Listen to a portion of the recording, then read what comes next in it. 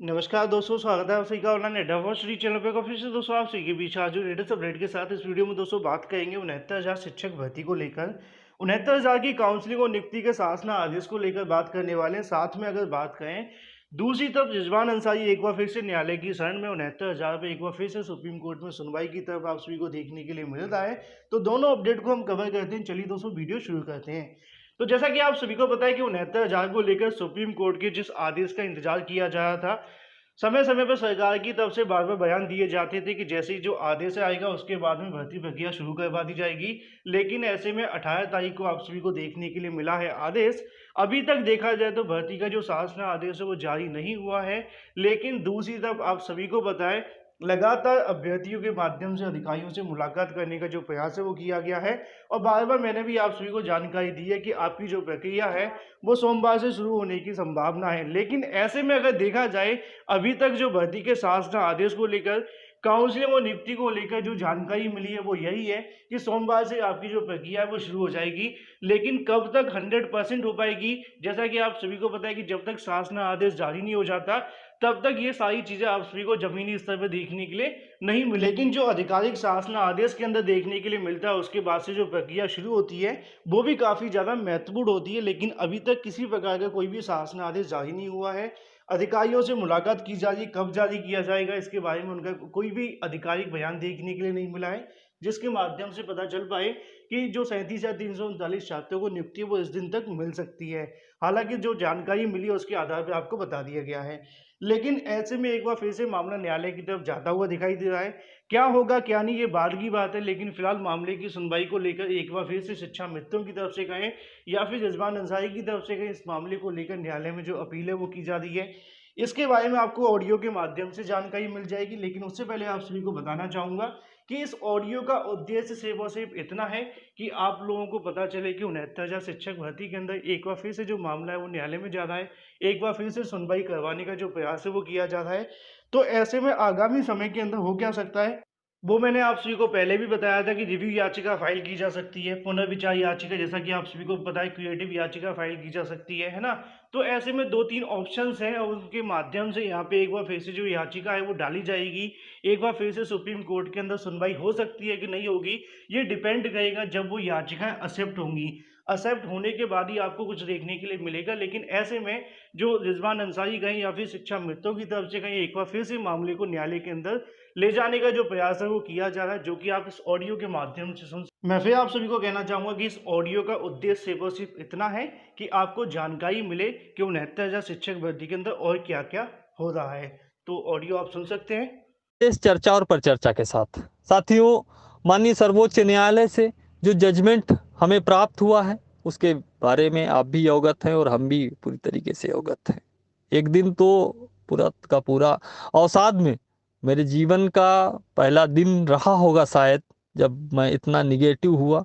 उसके पीछे के भी कारण थे, क्योंकि हम और आप अब तक की जो प्रोसीडिंग थी उससे पूरी तरह से मुतमईन थे, पूरी तरह से संतुष्ट थे कि हमारे भविष्य को संरक्षित करने के अतिरिक्त अन्य कोई जजमेंट आ ही नहीं सकता है। क्योंकि अब तक की जो भी कार्रवाई हुई, अब तक की जो भी कोर्ट के कमेंट्स हुए, अब तक की जो भी प्रक्रिया हुई, जो लोग लिंक से जुड़े रहते थे उन लोगों ने भी ये मान लिया था, चाहे वो पक्ष हो चाहे विपक्ष हो, सभी ने ये मान लिया था कि फैसला हम लोगों के पक्ष में आना है। लेकिन जो जजमेंट आया उसको देखने के बाद एक तरीके के अवसाद की स्थिति में, और मैं अपने आप को बताऊं कि जीवन में बहुत कम ऐसे अवसर आते हैं जहां पे हम निगेटिव होते हैं, नकारात्मक होते हैं, और पहली बार ऐसा अवसर आया जहाँ पे हम और एक अवसाद की स्थिति में गए। एक दिन सोचने समझने की सारी क्षमताएं हमारी चली गईं। लेकिन हम धन्यवाद देना चाहते हैं प्रदेश के उन तमाम साथियों का, और खासकर अपनी महिला जो बहनें हैं उनका। उन्होंने हमें फ़ोन करके ढाढ़स बंधाया, उन्होंने फ़ोन करके हमें हमारे संबल दिया, हमें सहारा दिया, जिसकी बदौलत हमने फिर से अपने वकीलों से इस पे मंथन किया, आगे से विचार विमर्श किया। कल रात को भी मैंने, कई साथी जानते हैं, कल रात को भी मैं 1 बजे तक हम लोग इस पे चर्चा करते रहे कि इस विधिक प्रक्रिया के अंदर, चूंकि भारतीय न्याय जो प्रक्रिया है उसमें रास्ते पूरी तरह से कभी बंद नहीं होते हैं, इस विधिक प्रक्रिया में क्या कोई मार्ग हमारे लिए अभी भी खुला है, इस बात को लेके हम मंथन कर रहे थे। हमने हमारे तमाम जो साथी हैं, प्रदेश के 32,000 जो साथी हैं, उन तमाम साथियों की पीड़ा को अपने लॉयर्स के समक्ष अक्षर सा रखने का काम किया। और हम आपको बताते चलें कि हमारे जो लॉयर्स हैं, हमारे जो वकीलों का पैनल है, वह भी आपके इस दुख में पूरी तरह से दुखी हैं और वो भी नहीं समझ पा रहे हैं कि किन परिस्थितियों में कैसे हुआ होगा। जिन भी परिस्थितियों में हुआ, हम कमेंट नहीं करना चाहते हैं और ना ही अपेक्षा करते हैं कि आप उन परिस्थितियों को लेकर कोई भी किसी भी प्रकार का कमेंट करें, क्योंकि कमेंट करने की हैसियत हमारी नहीं है इस जजमेंट पे। लेकिन जो भी है, कहीं पर भी हैं, जो भी लीकेज हैं, उन पे ज़रूर हम बात कर सकते हैं। साथियों, इस जजमेंट में कई बार आपने भी देखा होगा, जब जो लोग सुनवाई में लिंक के माध्यम से जुड़े रहते थे, उन्होंने भी देखा कि लगातार बार बार हर सुनवाई में हमारी तरफ से जो भी आर्गुमेंट हुई और जो भी रिटर्न में दाखिल हुआ, वो सब क्वालिफाइंग मार्क्स मतलब पासिंग मार्क्स को लेके बहस की गई। लेकिन जो जजमेंट आया उसमें कट ऑफ जैसे शब्द का जिक्र किया गया, जो कि आज समझ से परे है कि किन परिस्थितियों में उस शब्द का, और हर जगह पे वही लिखा गया। क्यों लिखा गया ये कहना मुनासिब नहीं है और कहना उचित भी नहीं है, लेकिन लिखा है तो लिखा है। और आज की तारीख में अगर जजमेंट की भाषा को ध्यान में रखा जाए तो उस कट ऑफ को तो हम सारे लोग पूरा करते हैं। इसी के साथ 68,500 में कोर्ट कहता है कि न्यायपालिका को, न्यायपालिका कहती है कि सरकार को ये पावर नहीं है कि वो किसी भी प्रकार के पासिंग मार्क में छेड़छाड़ कर सके, परिवर्तन कर सके, बदलाव कर सके। और 69,000 में एक तरफ माननीय सर्वोच्च न्यायालय ये आदेश देता है कि सरकार के पास ये राइट है, ये अधिकार है। दो विरोधाभासी चीजें हैं जो आपने, आपके भी संज्ञान में है, हमारे भी संज्ञान में है, और भी कुछ चीजें हैं जो हमारे संज्ञान में हैं। इन तमाम पहलुओं पे जब हमारे पूरी टीम के द्वारा अपने वकीलों से विचार विमर्श किया गया, क्या कोई रास्ते ऐसे हैं, क्या कोई ऐसा गलियारा है जहां से निकल के हमें कुछ उम्मीद की किरण दिखाई दे सकती है, उम्मीद का एक रास्ता, उम्मीद की एक मार्ग हमें दिखाई दे सकता है। तो इस पर पूरा मंथन करने के बाद कुछ चीज़ें हमें वकीलों के द्वारा बताई गई हैं, जिन पे हम आगे कार्रवाई संपादित करने की तरफ अग्रसर हो चुके हैं, बढ़ रहे हैं। साथियों, हम इसके साथ साथ एक चीज़ और जोड़ देना चाहते हैं। चूंकि हमारे जो लॉयर्स हैं वो हमसे दिल से, आत्मा से जुड़े हुए, हमारे उनके व्यक्तिगत रिश्ते हो गए हैं, और वो वकालत के पेशे से ऊपर उठकर, जो वकालत का एक जो थीम होता है, जो वकालत का एक उद्देश्य होता है, उस उद्देश्य के लिए हमारे साथ में आज की तारीख में जुड़े हुए हैं। उन्होंने पूरी तरह से हमें आश्वस्त किया है कि इस न्याय की जो अग्रिम लड़ाई है, उस लड़ाई में वो पूरी तरह से तन्मयता के साथ में हमारे साथ हैं। और सबसे बड़ी चीज़ है, क्योंकि वो भी इंसान हैं और उनको पता है कि हमारे साथ में हमारे जो हजारों परिवार हैं, उनके बच्चों के साथ में क्या हुआ है, पूरा दुखड़ा हमने जब उनके सामने रखा तो उन्होंने बताया कि आगे की लड़ाई वो फ्री ऑफ कॉस्ट लड़ेंगे, किसी भी लड़ाई का, किसी भी प्रकार का वो कोई भी शुल्क नहीं लेंगे। बहुत बड़ी चीज़, बहुत बड़ा एहसान उन्होंने हम पर ये करने का काम किया है। हमारे पूरे जो शोषित और पीड़ित शिक्षामित समाज है, उसके ऊपर ये बहुत बड़ा उपकार और बहुत बड़ा एहसान करने का काम किया है। हम जीवन भर इस चीज़ के लिए कभी भी अपने आपको, हमेशा हम उनका ऋणी पाएंगे, ऋणी मानेंगे उनका इस उपकार और इस एहसान के लिए कि वो जो भी आगे कार्रवाई करेंगे उसके लिए किसी भी प्रकार का वो हमसे कोई भी सहयोग, कोई भी शुल्क नहीं चार्ज करने वाले हैं। साथियों, हम किन चीज़ों पे आगे बढ़ेंगे वो आपको जल्द ही माननीय सर्वोच्च न्यायालय की साइट के ऊपर दिख जाएंगी।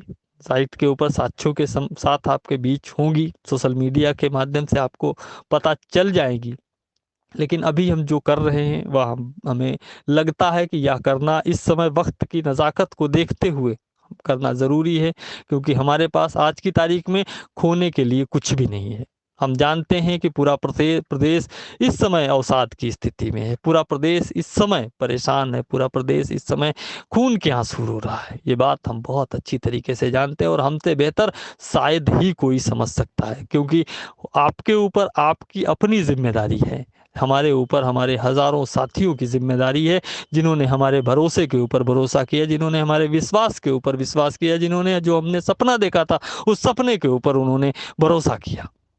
और हम इतना कॉन्फिडेंट थे, हम इतना आशान्वित थे आप इस बात से अंदाजा लगा सकते हैं कि मेरा चयन हो चुका था। जो पिछली सूची थी उस सूची में हमारा नाम था, लेकिन हमने ज्वाइन नहीं किया। क्यों? क्योंकि हम पूरी तरह से आश्वस्त थे, हमें पता था कि जजमेंट जब हमारे पक्ष में आएगा तो हम सारे साथी दीपावली और होली मनाते हुए हम सारे साथी एक साथ और इकट्ठे ज्वाइन करेंगे। वो मेरा सपना टूटा है, जो मेरे दिल के जो अरमान थे वो टूटा है। साथियों, आज हमने एक तरीके से आप कह सकते हैं कि आज हम आपके उस कगार पे खड़े हैं। आज हम चाहते तो नदी के उस पार चले गए होते जहां हमारे कई साथी गए हैं, आज अध्यापक बन गए। हमारे पास वो मौका था, हमारे पास वो अवसर था, लेकिन हमने ज्वाइन नहीं करके आज शिक्षा मित्र समाज के साथ हम खड़े हैं। और मुझे गर्व भी है इस बात का, मुझे कतई अफसोस नहीं है। आज भी मुझे कई मेरे बड़े जो साथी हैं उन्होंने आज भी मुझे डांटा, इस बात के लिए कहा और समझाया। और उस दिन भी वो कह रहे थे, जिस दिन हमने ये फैसला लिया था, हमने किसी को नहीं बताया था, लेकिन हमारे जो जिम्मेदार साथी हैं उन लोगों को ये चीज पता थी। उन्होंने उस दिन भी समझाया था कि रिजवान आगे पछताओगे।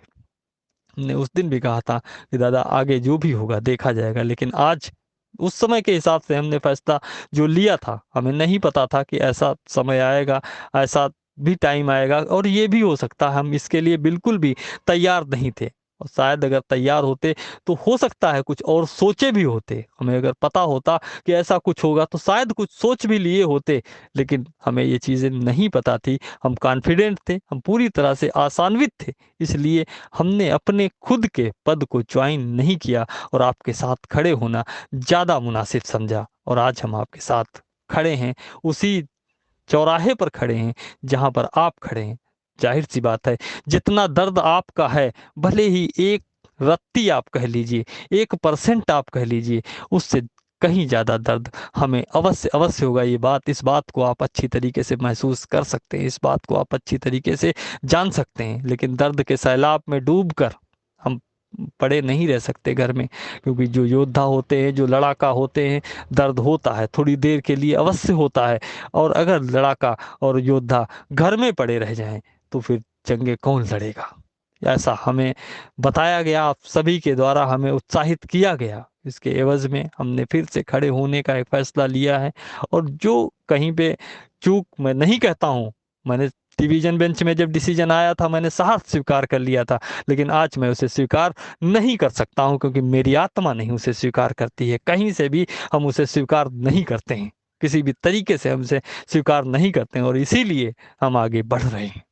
साथियों, जो भी चीज़ें, जो भी स्थितियां होंगी, हम आगे से आगे आपको अवगत कराते रहेंगे। तमाम साथियों से हम यह अपेक्षा और अपील करते हैं, तमाम साथियों से हम यह अनुरोध करते हैं कि समय जरूर आपके विपरीत है, बादल जरूर घने और काले हैं, लेकिन इस कोहरे के बाद एक रोशनी होगी। इस कोहरे कोहरे के बाद भी एक उजाला हो सकता है, क्योंकि दिन के बाद रात और रात के बाद दिन, सुबह के बाद शाम और शाम के बाद सुबह, यह प्रकृति का नियम है। दुख के बाद और सुख का आना, यह प्रकृति का एक नियम है। और प्रकृति इस नियम को, परिवर्तन के इस नियम को कभी भी परिवर्तित नहीं कर सकती है। तो जाहिर सी बात है, हमारे इस जीवन में जो 3 साल से एक लंबा अंधेरा चला आ रहा है, कहीं ना कहीं, किसी ना किसी मोड़ पे, किसी ना किसी तरीके से उसका अंत निश्चित होगा। लेकिन हमें जरूरत है तब तक धैर्य रखने की। तो ये तो बात हो जाती है ऑडियो के बारे में। आगामी समय के अंदर जैसी कोई जानकारी निकलेगी आप सभी के सामने रख दी जाएगी। लेकिन ऐसे में 37 या 339 के शासन आदेश का इंतजार किया जा रहा है, कभी भी जारी हो सकता है, ऐसी जानकारियां मिल रही हैं। लेकिन अभी तक आधिकारिक तौर पर कोई भी जानकारी देखने के लिए नहीं मिली है कि कब से आपकी जो नियुक्ति प्रक्रिया है वो शुरू होगी। जैसी कोई जानकारी निकलती है सबसे पहले आप सभी को ऑनलाइन अड्डा फॉर स्टडी चैनल के माध्यम से दे दी जाएगी। वीडियो को लाइक और शेयर करना बिल्कुल ना भूलें। फिर इस वीडियो के माध्यम से इतना ही। Thank you for watching this video.